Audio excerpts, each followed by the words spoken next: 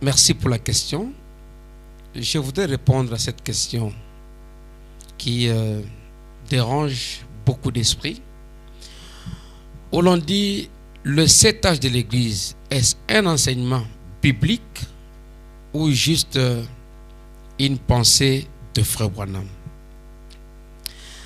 C'est parce que les gens ne veulent pas se mettre dans la peau du prophète, ou ils ne veulent pas comprendre ce que les prophètes a voulu transmettre comme message, qu'ils arrivent à faire cette déduction. Le terme 7 âges de l'Église n'est pas tiré de la Bible. Mais l'enseignement sur les 7 âges de l'Église est un enseignement biblique. Tout ce que les gens enseignent dans leurs églises, est-ce que les titres qu'ils donnent à leur prédication sont des titres bibliques? Je dirais non. Ce ne sont même pas les phrases de la Bible. Mais les contenus de leur développement sont des contenus bibliques. Bien qu'il y a de ceux qui dérapent, qui vont à travers. S'agissant des 7 ans de l'Église, le frère Branham n'a pas dit qu'il y a un âge où un enfant est né, il a grandi et il est allé mourir, on l'appelait premier âge de l'Église. Ce n'est pas cela. Quand on parle de cet âge de l'Église, qu'est-ce que le prophète veut transmettre? Il veut montrer le période. Parce que ces églises ne sont pas des églises nouvelles. Ce sont des églises qui ont existé en Asie mineure. Je parle avec qui est aujourd'hui, on appelle là où les gens vont acheter les vestes, Turquie.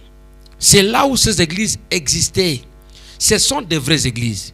Et quand on disait écrit à l'ange de l'église telle, c'était des lettres qu'on écrivait à des personnes qui vivaient, qui étaient là. Mais quel lien y a-t-il entre ces âges de l'église et le message de Frère Branham? Qu'est-ce qu'il voulait transmettre? L'église appelée Éphèse, il y avait dans cette église-là des conducteurs. Il y avait une certaine manière de vivre et de se conduire.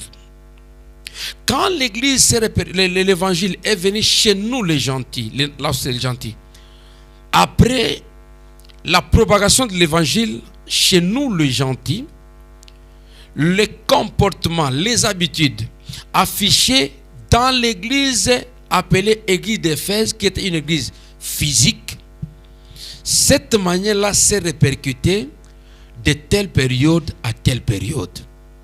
C'est là où le frère Branham limite les âges. Il est allé, je prends l'exemple qui est plus concret et clair.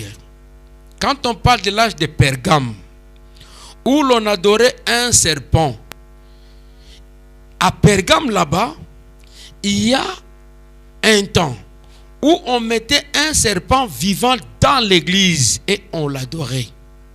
On vient maintenant dans l'église des gentils. On voit l'église catholique arriver à un moment où ils mettaient aussi dans l'église un serpent. Ils adoraient. Ça ne veut pas dire que le frère Branham a tordu le sens de ce qui s'est passé à Turquie, en Asie mineure. Mais il prend les habitudes, les comportements de toutes les églises citées là-bas dans la Bible avec la marche de l'église. C'est ce qu'il dit aussi dans Israël et l'église. Les gens ne comprennent pas. Il prend la conduite d'Israël.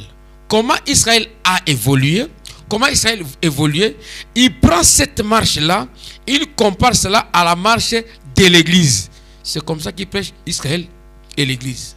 C'est la même manière qu'il prend aussi la comparaison entre le livre de Josué et celui des Éphésiens. Donc si vous venez avec l'esprit de critique, vous ne recevrez rien de ce que Branham a dit. Mais si vous venez pour étudier, comprendre, examiner ce qu'il voulait apporter, vous comprendrez mieux tout ce qui est comme contenu.